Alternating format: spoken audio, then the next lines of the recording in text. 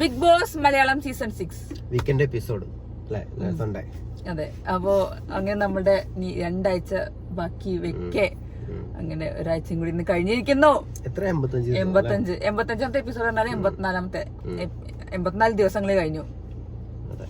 അപ്പോ ഇന്നിപ്പോ ലാലേട്ടൻ മറ്റേ ഫസ്റ്റ് തന്നെ മറ്റേ അർജുനോടും ജാസ്മിനോടും മറ്റേ എന്താ പൊങ്ങച്ചക്കാരനായ ഭർത്താവും ഇംഗ്ലീഷ് പറയണ ഭാര്യയും.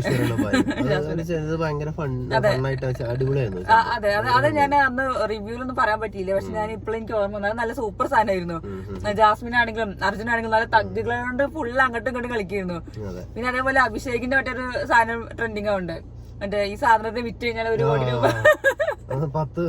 10 രൂപയുടെ സാധനം 1 കോടിക്ക് വിറ്റു എന്നൊക്കെ. അതൊക്കെ നല്ല നല്ല രസമായിട്ട് പോകണ്ടായിരുന്നു. പിന്നെ അതിലേറെയൊക്കെ പറഞ്ഞത് ഈ സീസണിൽ അധികം സാധനങ്ങളൊന്നും അങ്ങനെ പുറത്തു പോയിട്ടില്ല. സാധനങ്ങളൊന്നും ഇത് അടിപൊളി സാധനമായി. അതേപോലെ എന്റെ ഇടയ്ക്ക് മറ്റേ ജിൻഡോനോട് പറയണതും ജിൻഡോന് എന്തൊക്കെയോ കളിയൊക്കെ ഉണ്ട് ജാസ്മിന്റെ ഇടയില്. പിന്നെ ശ്രീധുവിനെ വെച്ചിട്ടും അങ്ങനെ എല്ലാരും വെച്ചും നല്ല രസമായിട്ട് ബെല്ലി ഡാൻസ് കാണാന്ന് പറഞ്ഞു. പിന്നെ അതേപോലെ സിജോന്റെ മോണാക്ടോ അങ്ങനെയൊക്കെ ഉണ്ടായിരുന്നു. മോണോ കാണിച്ചിട്ട് മോണാക്ട്. പിന്നെന്താ ജിൻഡോന്റെ കുറച്ച് ജിൻഡോ എന്താ മാഡത്തിനെ ഞാൻ നോക്കിക്കോളാം എന്നൊക്കെ പറയുന്നത്. മറ്റേ ശരശയ്യല എന്നോ എന്റെ ഗ്രാൻഡ് ഫാദർ കിടന്നു. അപ്പൊ ജിൻഡോ ആണ് നോക്കിയെന്നോ, അതായത് ജിൻഡോക്ക് എത്ര ഏജ് ഉണ്ട് എന്തോ ആണ് ഉദ്ദേശിച്ചത്. അപ്പൊ ഞാൻ വേണമെങ്കിൽ സാറിന്റെ ഭാര്യനെ നോക്കിക്കോളാം. അപ്പൊ അതൊക്കെ നല്ല നല്ല ഫണ്ണി സാധനങ്ങളായിരുന്നു. അപ്പൊ ഇന്ന് ലാലേട്ട് ചോദിച്ചത് നല്ല അടിപൊളി സാധനമായിരുന്നു. ഈ വീട്ടിലൊരു ചിക്കൻ ഉണ്ട് അഭിഷേകിന്, ചിക്കൻ 65. എന്താണെങ്കിലും അതൊക്കെ അതുകൊണ്ടാണ്. പക്ഷെ മൊത്തത്തിൽ പറയുകയാണെന്നുണ്ടെങ്കിൽ ഞാൻ ഇന്നത്തെ എപ്പിസോഡിൽ വളരെ നിരാശനാണ്. എനിക്കൊരു ഫൺ ടാസ്ക് ആണ് തോന്നി. ഇന്ന് കത്തി പറിക്കാൻ സാധനമൊന്നും ഉണ്ടായിരുന്നില്ല. എന്നെ സംബന്ധിച്ചിടത്തോളം അത് ഫണ്ണാണെങ്കിൽ പോലും ഞാൻ ഭയങ്കര നിരാശനാണ്. കാരണം ഇതിപ്പം ഗ്രാൻഡ് ഫിനാലേന്റെ എന്താ പറയാ മുറ്റത്ത് എത്തി നിൽക്കുന്ന എപ്പിസോഡാണ്. ഈ എപ്പിസോഡിൽ ഒരു ഫസ്റ്റ് 1ാമത്തെ 2ാമത്തെ എപ്പിസോഡിലൊക്കെ ചെയ്യേണ്ട കാര്യങ്ങൾ ചെയ്ത പോലെയാണ് എനിക്ക് സത്യം പറഞ്ഞാൽ ഫീൽ ചെയ്തത്. അതെ, ഇന്ന് കാര്യമായിട്ടൊന്നും ഉണ്ടായിരുന്നില്ല. ഫൺ ടാസ്കുകൾ തന്നെയാണ് കൂടുതൽ. വളരെ സീരിയസ് ആവേണ്ടതും അവരുടെ ഗെയിം ഇനിയും സീരിയസ് ആവാത്ത ആളുകൾ ഇഷ്ടം പോലെ അതിലുണ്ട്. അപ്പം പറഞ്ഞ് എന്തെങ്കിലുമൊക്കെ ചെയ്യേണ്ട വളരെ സീരിയസ് ആയിട്ട് നിൽക്കേണ്ടതും തമാശയൊക്കെ ഒഴിവായി പോകേണ്ട സമയമാണ്. ആ സമയത്താണ് ഇങ്ങനെ കോമഡി പറയുന്നതാണ് എനിക്ക് തോന്നിയത്. ഫുള്ള് ഫൺ ടാസ്ക് ഒരു അടുത്തത് പറയുമ്പോ പറയാം. അപ്പൊ പിന്നെ അപ്പൊ ഇതിന് കൂടുതൽ TTFന്റെ കാര്യം ചോദിച്ചു. അതില് പൂച്ചയ്ക്ക് 1 മണി കെട്ടും, അതിനെ കുറിച്ചുള്ള പൂച്ചയ്ക്ക് എന്ത് പറ്റി എന്നൊക്കെയുള്ള സാധനങ്ങളാണ് നോർമലായിട്ടുള്ള ചോദ്യങ്ങൾ ചോദിച്ചു. പിന്നെ നോറേനെ അറ്റാക്ക് ചെയ്യാൻ ചോദിച്ചു. എല്ലാരും ഫസ്റ്റ് നോറേനെ അറ്റാക്ക് ചെയ്യും. അപ്പൊ നോറ പറഞ്ഞു അത് അങ്ങനെയാണല്ലോ എന്നൊക്കെ നോറ പറയുന്നുണ്ടായിരുന്നു. പൊതുവെ നോറേനെയാണ് എല്ലാവരും. ഒന്നാമത് നോറ ആരോടും കണക്റ്റഡ് അല്ല. വീട്ടില് നോറേനോട് തിരിച്ചു ആരും കണക്റ്റഡ് അല്ലാത്ത പോലെയാണ് എനിക്ക് തോന്നിയത്. നോറ പറയുന്നുണ്ട് സായിനെയാണ് ഫ്രണ്ടായിട്ട് കണ്ടിട്ടുള്ളത് ആ വീട്ടിൽ നിന്ന്. നോറ അതിന് മുന്നേയും പലവട്ടം പറഞ്ഞിട്ടുണ്ട്. പക്ഷെ എന്നാൽ പോലും അവര് തമ്മിൽ പോലും ഒരു കണക്ഷൻ ഇല്ലാത്ത പോലെ എനിക്ക് തോന്നിയിട്ടുണ്ട്. പിന്നെ ഒന്നാമത് TTF ആയതുകൊണ്ട് തോന്നുന്നു നോറയ്ക്ക് അധികം അങ്ങനെ ഫുള്ള് ടാസ്കുകളായതുകൊണ്ട് നോറയ്ക്ക് അങ്ങനെ സംസാരിക്കുന്ന അവസ്ഥ ഒന്നും വന്നിട്ടില്ല. അതുകൊണ്ട് തന്നെ ഈ ആഴ്ച നോറ അങ്ങനെ വെറുപ്പിച്ചിട്ടില്ല സത്യം പറഞ്ഞാല്. കഴിഞ്ഞ അതുവരെയുള്ള പെർഫോം ചെയ്യാന്ന് പറഞ്ഞപ്പോ ജാസ്മിൻ ആണെങ്കിലും ഈ ആഴ്ച സംസാരിക്കാൻ കാരണം ജാസ്മിനും പെർഫോം ചെയ്തിട്ടൊന്നുമില്ല. നോറയും പിന്നെ ഒന്നില്ലെങ്കിലും പെർഫോം ചെയ്തു. ജാസ്മിനെ സംബന്ധിച്ചിടത്തോളം അവർക്കൊന്നും എടുത്തു പറയാനുള്ള സാധനങ്ങളൊന്നും ഉണ്ടായിട്ടില്ല. സ്ക്രീൻ സ്പേസ് ജിൻഡോക്ക് പോലും അതാണ് അത്ര അധികം കാര്യങ്ങൾ ഉണ്ടായില്ല. ആ ഒരു ഉന്തും തള്ളൊക്കെ ഉണ്ടായതുകൊണ്ടാണ് അധികം സംസാരിക്കേണ്ടത്. എനിക്ക് തോന്നുന്നു ഈ ഒരു സാധനത്തിൽ കാര്യമായിട്ട് സംസാരിക്കാനുള്ളത് അഭിഷേകിന് തന്നെ ആയിരിക്കും. പിന്നെ അർജുനും സായിക്കും ഒക്കെ അത്യാവശ്യം സംസാരിക്കാനുള്ള സാധനങ്ങൾ ഉണ്ടാകും. കാരണം അവരൊക്കെ അത്യാവശ്യം കുറച്ചൊക്കെ ചെയ്ത് വെച്ചിട്ടുണ്ട്. അപ്പൊ ഇന്നപ്പോ അത് TTFനെ കുറിച്ച് ചോദിച്ചു. പിന്നെ മറ്റേ അഭിഷേകിന് ടിക്കറ്റ് കൊടുത്തു. ടിക്കറ്റ് മൊമെന്റോ അത് മൊമെന്റോ ആയിരുന്നു, ടിക്കറ്റ് അല്ലേ? ടിക്കറ്റ് ഫിനാലെ എഴുതിയൊരു മൊമെന്റോ മൊമെന്റോ ആണല്ലേ? സോറി, ഞാൻ തെറ്റിദ്ധരിച്ചായിരിക്കും. ഞാനത് കൊടുത്താണ് തോന്നുന്നു. ഞാൻ എന്നിട്ട് വിചാരിക്കുകയും ചെയ്തു ഇന്ന് എന്താ പറയാ അയാളൊന്ന് എന്താ പറയാ എല്ലാരും ഭയങ്കരമായിട്ടൊന്ന് അപ്രീസിയേഷൻ കൊടുത്ത പോലെ എനിക്ക് തോന്നിയില്ല. പക്ഷെ എന്തത്ര സിമ്പിൾ ആയി തള്ളി കളഞ്ഞെന്ന് വെച്ചു. കൂടുതലായിട്ടൊന്നും കൺഗ്രാജുലേഷൻ സൂപ്പർ അടിപൊളി ഒന്നും പറയില്ല, നോർമലായിട്ട് കൊടുക്കുക ചെയ്ത്. മേ ബി എന്താണോ അറിയില്ല എന്തായാലും. ഇനി അത് കേട്ട് നമ്മുടെ ജാസ്മിന്റെയും സിജോന്റെയും കിടിലൻ പെർഫോമൻസ് ഉണ്ടായിരുന്നു. അത് എടുത്തു വേണ്ട സിജോനെയാണ്. സിജോ നല്ല കാര്യമായിട്ട് എല്ലാവരും ആക്കിയിട്ടുണ്ട്. എനിക്കും സംഭവം രസമായി തോന്നി. പക്ഷെ ഭയങ്കര ലാഗായി തോന്നി എനിക്കിത്. വന്നൊക്കെ തുടങ്ങി ഇത്രയും വലിച്ചു നീട്ടി കൊണ്ടുപോകേണ്ട കാര്യമില്ല. ഒരു എപ്പിസോഡ് സെറ്റ് ചെയ്യാൻ വേണ്ടിട്ട് ഇതങ്ങോട്ട് ലെങ്ത് ആയിട്ട് വെച്ച് പോകണം. അത് ഉള്ള സാധനങ്ങളൊക്കെ കുത്തിക്കയറ്റി തോന്നുന്നു. ആ ഒരു ഓരോ ടാസ്ക് വൈസ് ഓരോ ടാസ്ക് എനിക്ക് തോന്നുന്ന സിജു 5 മിനിറ്റ് എടുക്കാൻ തോന്നുന്നുണ്ട്. അതാണ് അതിന്റെ ഇടയ്ക്ക് ജാസ്മിൻ പറഞ്ഞ അത്ര പറയേണ്ട കാര്യമൊന്നുമില്ല, നമുക്ക് വേഗം ചുരുക്കാം അല്ലെങ്കിൽ ഇതാവും എന്നൊക്കെ പറഞ്ഞിട്ട്. അതിൽ സായിനെ കളിയൊക്കെ ഉണ്ടായിരുന്നു. സായിനെ നമുക്ക് എന്താ ശാന്തൻ സായി ശാന്തൻ സായി എന്നൊക്കെയുള്ള പേരൊക്കെ വന്നിട്ടുണ്ട്. അത് പുറത്തേക്കാണ് വന്നിട്ടില്ല. സംഭവം ഫണ്ണായിട്ടുണ്ടെങ്കിലും എനിക്ക് ആ കാര്യത്തിലും എനിക്ക് കുറച്ച് ഇത് തോന്നി, ഭയങ്കരമായിട്ട് വലിച്ചു നീട്ടിപ്പോയ പോലെ തോന്നി. കുറെ നേരത്ത് കുറച്ച് ഫണ്ണാണെങ്കിലും കുറച്ചാകുമ്പോൾ ആ ഫണ്ണ് എപ്പോഴും ഭയങ്കര രസമായി വരും. ഇങ്ങനെ നീട്ടി വലിച്ച് കുറേ പോകുമ്പോൾ നമുക്ക് ആ ഫണ്ണ് എൻജോയ് ചെയ്യാൻ പറ്റാതെ പോകും. അത് എനിക്ക് പേഴ്സണലി അങ്ങനെ തോന്നി, ഫണ്ണ് എൻജോയ് ചെയ്യാൻ പറ്റാതെ അവസാനം.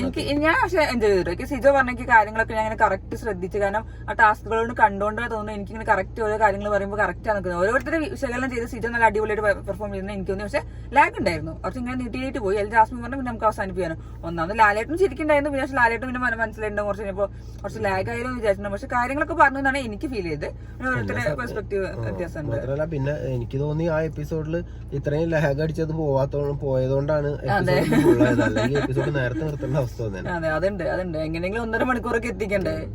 പിന്നെ അതേപോലെ നമ്മുടെ ഒരു നോർമൽ ടാസ്ക് ഒക്കെ നടന്നു. എന്താ പറയാ, മറ്റേ ടങ് ട്വിസ്റ്റർ ഒക്കെ നോർമൽ സാധനങ്ങളാണ്. അതിൽ കുറച്ച് എനിക്ക് അതൊക്കെ ഉണ്ടെന്നുള്ളതാണ് എനിക്ക്.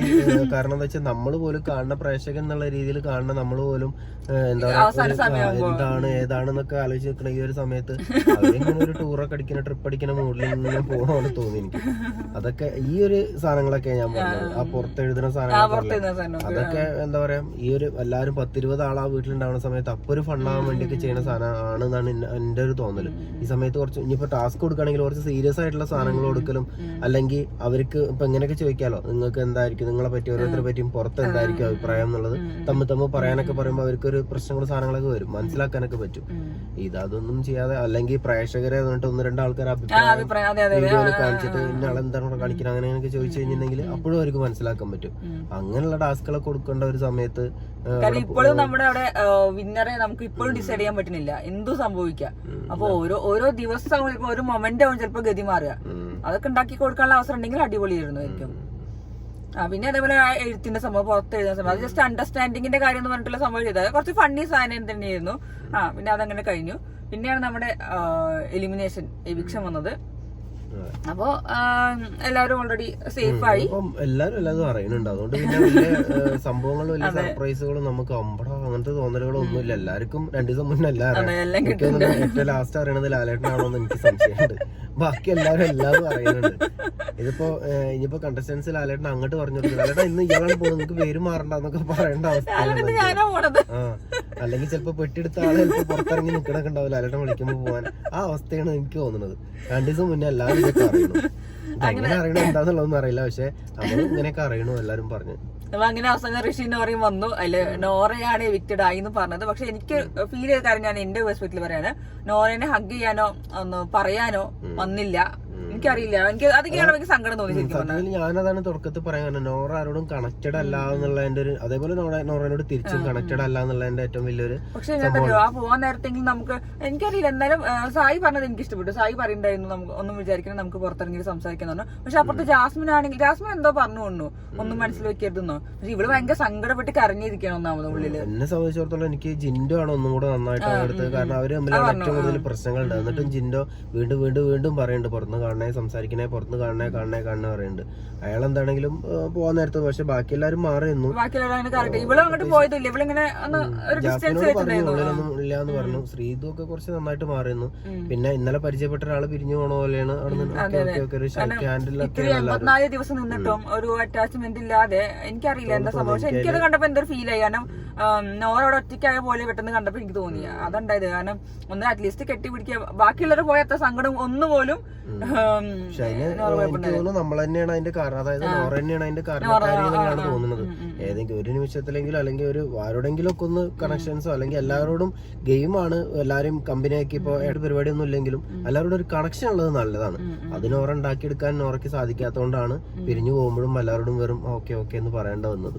ഒരാരുമില്ല, എനിക്കും തോന്നി ഒരാരും ഇല്ലാത്തൊരു സ്ഥലത്ത് എന്തോ പോലെ എല്ലാവർക്കും ബാക്കിയുള്ളവർക്കൊക്കെ ഒരു ബാധ്യത ഒഴിഞ്ഞു കിട്ടി എന്നുള്ള പോലെ അവസ്ഥ പോലെ നമുക്കത് ഫീൽ ചെയ്തു. നമുക്ക് എല്ലാവർക്കും ശരിക്കും മനസ്സിലാക്കാൻ പറ്റുന്ന ഒരു സാധനമാണ്.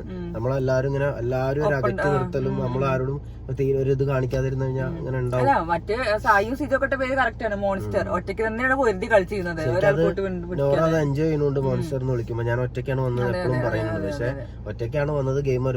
ഇപ്പൊ അവിടെ കളിക്കുന്ന ഇപ്പൊ ഞാൻ മനസ്സിലാക്കിയാല് ജിൻഡോ ഒറ്റയ്ക്ക് കളിക്കുന്ന ഒരാൾ തന്നെയാണ്. ആരും ഒന്നിനും കൂട്ടുന്നില്ല, ഒന്നിനും ചെയ്യാത്ത ഒരാളാണ്. പക്ഷെ എല്ലാവരോടും അയാൾ കണക്റ്റഡ് ആണ്. എങ്ങനെയൊക്കെ എന്തൊക്കെ പറഞ്ഞാലും അങ്ങനെ കളിക്കണം എന്നുള്ളതാണ് എന്റെ ഒരു അഭിപ്രായം. പിന്നെ നമ്മൾ അറിഞ്ഞു ന്യൂസ് കിട്ടിയത് നോറ സീക്രട്ട് റൂമിലാന്നാണ്. ആ റൂമിൽ വെച്ചിട്ട് കേൾക്കണ സംഭവമൊക്കെ കേട്ടു. ഞാൻ ആദ്യം വിചാരിച്ചു നോറയ്ക്ക് ഇത് മനസ്സിലായി ഉണ്ടാവും സീക്രട്ട് റൂമിലാന്നുള്ളത്. പിന്നീടാണ് ആലോചിച്ചത് പുറത്തുപോയി ആർക്കും ശീലമില്ലല്ലോ, മരിച്ചു കഴിഞ്ഞാൽ എന്താ സംഭവിക്കാൻ നമുക്ക് അറിയാത്ത പോലെ നോറ വിചാരിക്കണ്ടാവും ഇതാണ് ഇതിന്റെ ഒരു പ്രോസസ്. റൂമിലെത്തണു, അവിടെ നിന്ന് എന്തെങ്കിലുമൊക്കെ പറയണു, ഇറങ്ങി പോണു എന്നുള്ളതായിരിക്കും ചിലപ്പോൾ നോറ വിചാരിച്ചത്. നോറ ഭയങ്കര കരച്ചിലായിരുന്നു, ഭയങ്കര സങ്കടം വന്നിട്ടുണ്ട്. പക്ഷെ ഇങ്ങനെ ആൾക്കാരെ കരയാൻ കണ്ടിട്ടില്ല. പക്ഷെ എനിക്കത് ഫീൽ ചെയ്യാൻ ആരും ഒന്നും മൈൻഡ് ചെയ്യാതെ പോട്ടെ എന്നുള്ള രീതിയിൽ നിന്നു എന്നൊക്കെ പറഞ്ഞപ്പോൾ ലാലേട്ടന് തമിഴ് എഴുതാൻ അറിയാം, ഞാൻ എല്ലാ ഭാഷ ചെയ്തവരും തോന്നുന്നു. അതിന് ലാലേട്ടൻ തന്നെ എല്ലാം എഴുതിയെന്നുള്ളത് എനിക്കൊരു ഡൗട്ട് ഉണ്ട്. കൈ മാത്രമേ കാണിച്ചുള്ളൂ. അതാ മറ്റേ ടാസ്കിലോട്ടോ, പുറത്തിരുന്ന ടാസ്കില് മോഹൻലാൽ എന്നുള്ളത് പറയുന്നത്. എനിക്ക് അഭിഷേക് മറ്റേ ശ്രീധുവിന്റെ ബാക്കില് അഭിഷേക് മനഃപൂർവ്വം തെറ്റിച്ചെഴുതുമെന്ന് എനിക്ക് സംശയമുണ്ട്. ശ്രീധുവിന് പുറത്ത് എഴുതുന്നുണ്ടായിരുന്നു. പക്ഷെ എനിക്ക് അർജുന്റെ നെഞ്ചിൽ അവിടെ ഒരു ബാൻഡ് മേളം നടക്കണ്ടെന്ന്. അർജുൻ ആരായിട്ട് ഒന്ന് നോക്കണ്ടെന്ന് കൊണ്ടോ അർജുൻ അല്ലെങ്കിൽ ഞാൻ എഴുതാം അല്ലെങ്കിൽ ഞാൻ എഴുതാം. ഇവനാണെങ്കിൽ ഇടയ്ക്കിടയ്ക്ക് എഴുതിയിട്ട് തീരുന്നില്ല അർജുന്. അല്ല മറ്റേ അഭിഷേകിന്. സിജോക്കെ ആണെങ്കിൽ ആകെ പ്രാന്തം കൊണ്ട് തൊട്ടടുത്ത് നിന്നിട്ട് എന്നാ പിന്നെ ഞാൻ വേണമെങ്കിൽ എഴുതി കൊടുത്തല്ലോ, ഇവൻ കണ്ണു കിട്ടിയത് എനിക്കെന്താ ലാലേട്ടാ അങ്ങനെ ഒരു അവസരം ഇല്ലാത്തെന്നുള്ള പോലെയൊക്കെയാണ് ഇന്നുണ്ടാവുന്നത്. അപ്പൊ ഇന്ന് നമ്മളിപ്പോ അതാ കണ്ടത്, അവൻ ഓരോ സീക്രട്ട് റൂമിലാണ് തോന്നുന്നു. എന്നെ 2 മണിക്കൂർ കഴിഞ്ഞ് കയറ്റി വിടുന്നൊക്കെയാണ് കേൾക്കണത്. അല്ലെങ്കിൽ ഈ ഒരു അവസാന സമയത്ത് സീക്രട്ട് അല്ല സോറി ഈ അവസാന സമയത്ത് സീക്രട്ട് റൂമിൽ എന്ത് പ്രാധാന്യം എനിക്ക് മനസ്സിലായില്ല. നോറയ്ക്ക് കുറച്ചേരം ഇരുട്ടത്ത് പോയിക്കുള്ള ഒരു അവസരം കൊടുത്തോളെ. നോറ എപ്പോഴും ഒരു സേഫ് ആയിട്ടുള്ള ഒരു സ്ഥലം ആഗ്രഹിക്കുന്ന ആളായതുകൊണ്ട് ഇരുട്ട് റൂം കൊടുത്തതാണോ എനിക്ക് സംശയം. അല്ലാതെ എന്ത് കാര്യത്തിനാണ് ഇപ്പൊ അത് എന്നുള്ളത് എനിക്ക് അല്ല എനിക്ക് തോന്നുന്നത് ചിലപ്പോ ഒരു ദിവസം വെക്കാൻ വെച്ചിട്ടുണ്ടാവും ബിഗ് ബോസ്. അവിടുന്ന് നോറ ഒറ്റയ്ക്ക് അവരൊന്ന് ബിഗ് ബോസിനോട് സംസാരിച്ചപ്പോഴേ അതിൽ നേർച്ച ചില സംഭവങ്ങളൊക്കെ ഉണ്ടല്ലോ, എന്തെങ്കിലും നേർച്ചകളൊക്കെ പ്രതിവിധിയായിട്ട് എന്തെങ്കിലും സാധനം ചെയ്യണം. അതുപോലെ ഈ ആഴ്ച നോറേനെ പറഞ്ഞു വിടാന്ന് വിചാരിച്ചെന്നു. അവനിപ്പോ അത് പറ്റാത്തതുകൊണ്ട് ചിലപ്പോൾ അവര് തമ്മിൽ അടിയായിട്ടുണ്ടാവും. ഞാൻ നോറേനെ വിട്ടേ പറ്റുള്ളൂ, ഇല്ല പറ്റില്ല, എന്നാ ലാസ്റ്റ് നമുക്കൊരു സെറ്റപ്പിൽ എത്താം, ഒരു 2 മണിക്കൂർ നേരത്തിന് മാറ്റി വെക്കാം, അത് ഓക്കെയാണോ? അത് ഓക്കെയാണ്.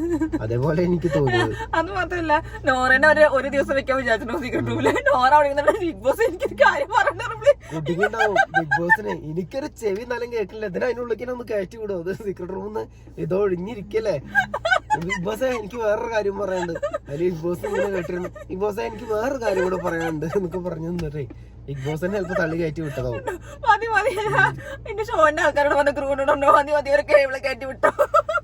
പ്രേതത്തിന്റെ രൂപത്തിലൊക്കെ അവിടെ ചെന്നിരിക്കുന്ന ആളാണ് കാണാണ്ടത്. ഓറന്നെ തോന്നുന്നുണ്ട്, ഓറന്നെ ഉണ്ട്. അതെ, എല്ലാരും ഒന്ന് ഞെട്ടട്ടെ എന്തായാലും. അത് എനിക്ക് മിക്കവാറും തോന്നുന്നു ഇപ്പൊ ലൈവില് തുടങ്ങുന്നുണ്ടാവും. ഇപ്പൊ ഞാൻ ലൈവ് എടുത്ത് നോക്കിയപ്പോ അതിൽ ജാസ്മിൻ ഉണ്ട് ഡ്രസ്സൊക്കെ പാക്ക് ചെയ്യണു നോറേന്റെ. ഇനിയിപ്പോ അത് കാണിക്കണ്ടാവും, മേ ബി ഒരു 11-12 മണിക്കാകുമ്പോ കാണിക്കണ്ടാവും. പക്ഷെ അത് നല്ല രസം എന്തായാലും കാണിക്കാൻ. എനിക്ക് തോന്നുന്നത് മിക്കവാറും ഇപ്പൊ ജാസ്മിൻ പാക്ക് ചെയ്തതിൽ ഏതെങ്കിലും ഒരു സാധനം മറന്നുണ്ടോ എന്നൊക്കെ നോറ നോക്കി തിരിച്ചു വന്നിട്ട് അവള് മനഃപൂർവ്വം എന്റെ ആ ചെരുപ്പ് അതിൽ പാക്ക് ചെയ്തിട്ടില്ല എന്നൊക്കെ പറഞ്ഞപ്പോ പ്രശ്നം ഉണ്ടാക്കാനുള്ള ചാൻസ് ഞാൻ കാണുന്നുണ്ട്. എന്താ പറയാ, ഇപ്പൊ ഡേഞ്ചർ സോണിൽ നിന്ന ആളുകളാണ് നോറയാണെങ്കിലും ഇപ്പൊ സായി ആണെങ്കിലും ഋഷിയും ഒക്കെ ഏകദേശം അങ്ങനത്തെ ഒരു അവസ്ഥയിൽ നിൽക്കുന്ന ആളാവും. എനിക്ക് ഇപ്പം നമ്മളാളെന്നുള്ള രീതിയിൽ എനിക്ക് തോന്നുന്നത് സായി സേവ് ആയതുകൊണ്ട് ഇനിയിപ്പോ അങ്ങനെ തന്നെ പോയാൽ മതി എന്നുള്ള രീതിയിൽ ചിന്തിക്കരുതേ എന്നുള്ളത് പ്രാർത്ഥിക്കുന്നുണ്ട് സത്യത്തില്. പിന്നെ അതേപോലെ സായിനെ ഈ ആഴ്ച സേവ് ആക്കിയ എല്ലാവർക്കും താങ്ക്സ് ഉണ്ട്. സത്യം പറഞ്ഞാല് എല്ലാ സായിന്റെ സപ്പോർട്ടേഴ്സിനും എപ്പോഴും നമ്മളെ സപ്പോർട്ട് ചെയ്തിരിക്കുന്നുണ്ട്. എല്ലാവരും നമ്മളെ സപ്പോർട്ട് ചെയ്യുന്ന ആൾക്കാർ, ഞങ്ങളും തിരിച്ച് നല്ല സപ്പോർട്ട് ചെയ്യുന്ന ആൾക്കാർ തന്നെയാണ്. നമുക്ക് എല്ലാവർക്കും അറിയാം ഒരുപാട് നെഗറ്റീവുകളും കാര്യങ്ങളൊക്കെ സായിക്ക് പുറത്തു വരുന്നുണ്ട്. ഈ ഒരു അവസ്ഥയിലും സായിനെ സപ്പോർട്ട് ചെയ്യണതും ഭയങ്കരമായിട്ട് സായിനെ സപ്പോർട്ട് ചെയ്യണേ. നമുക്ക് ഇങ്ങോട്ട് വിളിച്ചിട്ട് നിങ്ങൾ അങ്ങനെ ചെയ്യണം ഇങ്ങനെ പറയണം എന്നുള്ള നമ്മളെടുത്ത് പോലും സംസാരിക്കണേയും നമ്മള് ഇപ്പൊ ടെൻഷനിലാണോ വിഷമത്തിലാണോ എന്നൊക്കെ വെച്ച് നമുക്ക് മെസ്സേജ് അയക്കാൻ ഒരുപാട് ആളുകളുണ്ട്. പേരെടുത്തൊക്കെ പറയാൻ പറയാൻ പറ്റാത്ത അത്രയും ആളുകളുണ്ട്. ഞങ്ങളോട് കുറെ പേരുണ്ട് യൂട്യൂബിൽ കമന്റ്സ് ഒന്നും നോക്കരുത്. പല ആൾക്കാരും PR-കാരൊക്കെ ഉണ്ടാവും, ആർമിക്കാരൊക്കെ ഉണ്ടാവും, അതൊന്നും നോക്കരുത്. പക്ഷെ നിങ്ങളെ സ്നേഹിക്കുന്ന സപ്പോർട്ട് ചെയ്യുന്ന ആൾക്കാർ കുറെ പേരുണ്ട് വന്നു. നമ്മൾ പറഞ്ഞല്ലോ ഗെയിമിനെ അനുസരിച്ചിട്ട് വോട്ട് ചെയ്യാം. നമ്മളും അത്ര തന്നെ പറയണുള്ളൂ. ഗെയിം എങ്ങനെയാണ് ഇഷ്ടപ്പെടുന്നതിനനുസരിച്ച് വോട്ട്. ഇപ്പൊ സായി ആണെങ്കിലും ഇഷ്ടമല്ലാന്നുണ്ടെങ്കിൽ ആയിക്കോട്ടെ, അത്രേ ഉള്ളൂ, നമ്മൾ തന്നെ പറയണുള്ളൂ. നമുക്ക് ഒരുപാട് പേഴ്സണൽ ആയിട്ടൊക്കെ മെസ്സേജ് അയച്ചിട്ട് നമ്മളോട് സപ്പോർട്ട് ചെയ്യുന്ന ഒരുപാട് ആളുകളുണ്ട്. പിന്നെ പോരാത്തതിന് കഴിഞ്ഞ ആഴ്ചയിൽ നമുക്ക് സ്പെഷ്യൽ ആയിട്ട് ഒരു താങ്ക്സ് പറയാനുള്ളത് സിജോന്റെ ടീമിന്റെ അടുത്താണ്. അവരവിടെ കാണിക്കുന്ന ആ ഒരു ഫ്രണ്ട്ഷിപ്പിന്റെ ഒരു ഭാഗം നമുക്കും അവര് പുറത്തുനിന്ന് വന്നു, നമുക്കും അവരൊരു സപ്പോർട്ട് തന്നു. അതിന് ഒരുപാട് നന്ദിയുണ്ട്, ഒരുപാട് താങ്ക്സ് ഉണ്ട്.